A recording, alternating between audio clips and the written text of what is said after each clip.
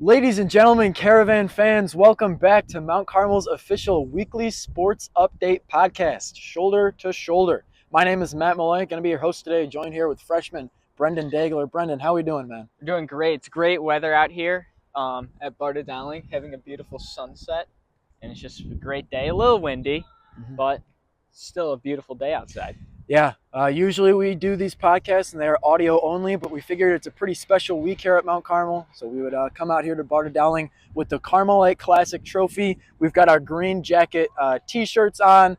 We just wrapped up recording and finishing our pregame show that is going to be sent out on this YouTube channel for Friday night's football game. Brendan, it's been an incredible week. It's also been a great week of honoring and remembering Mr. Hansen, for who we are wearing these T-shirts for, why this trophy is really a thing in the first place. I know this spans the entire history between Joliet Catholic and Mount Carmel, but Mr. Kevin Hansen is a huge part of that history. Valedictorian of the 1999 class at JCA, and then went on to be a teacher here at MC. He's just such an integral part of both schools, and Friday night's game is going to be a very great showcase of that. Two incredible football teams going at it on the gridiron. Both teams are 4-2 heading into Friday's game.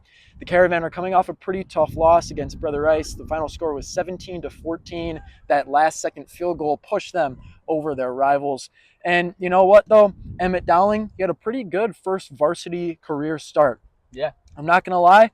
I didn't really know what to expect out of Emmett heading into that game, but he came out of it 17 for 28 passing, for about 170 yards. Yeah. 2 passing touchdowns, both of those to Quentin Burrell. Brendan, what do you think about the football program, both the past week and the upcoming one?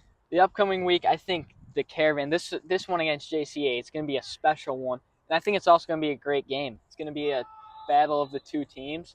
And I think it's going to be a test for the Caravan also. The Caravan need to pull this one out, I think, most likely to get a good seeding.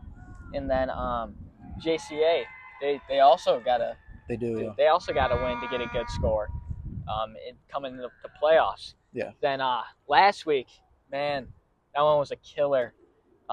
Their loss against Brother Rice was terrible.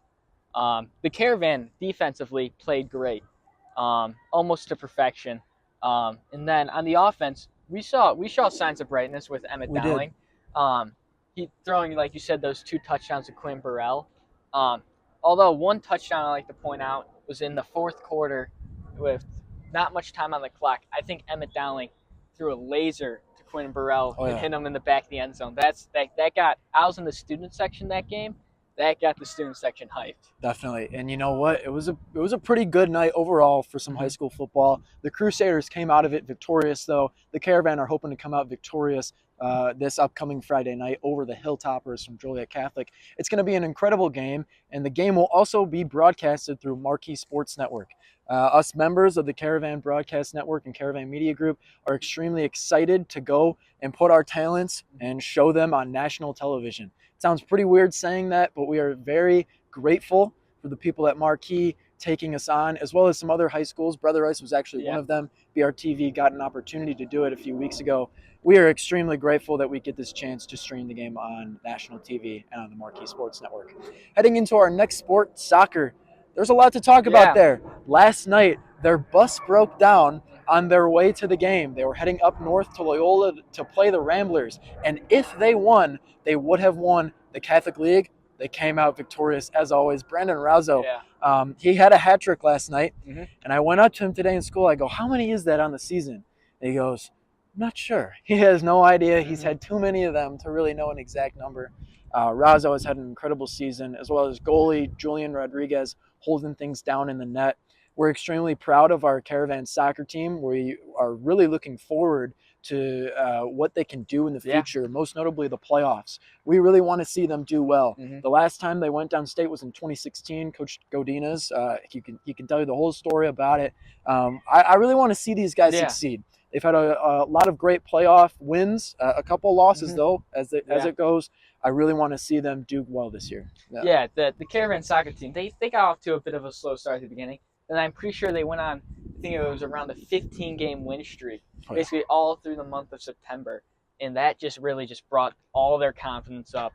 And they've been on just a rampage ever Yeah, since. they're on a hot streak right now, and they are not looking to stop.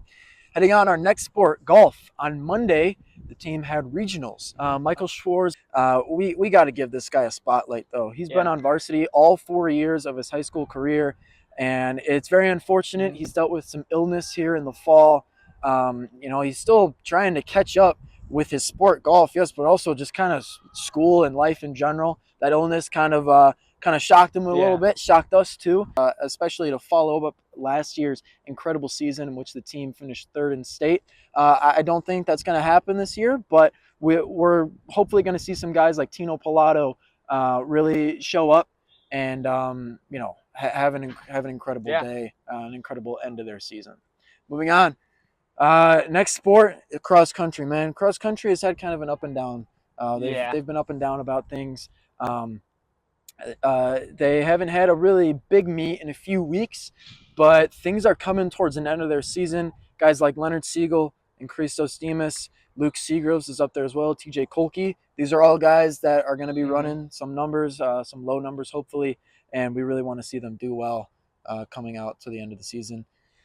Brendan, what do you got to say about our hockey program, man? Our hockey program, their season just started, but I think they're getting off to a pretty good start. You have some key players like Zach Tangelson and I think Vinny Ciosi coming in, and they should bring our hockey team to, I think, a pretty decent record and make a run downstate. Yeah, they started off with 2 huge wins over Crown Point and Plainfield. Since then, they've suffered a couple of big losses, but the hockey season is a long one, and they are in it for the long run. They're in it to play all these games, especially those conference ones. They actually just played St. Ignatius, which is kind of the kickstart to their conference play.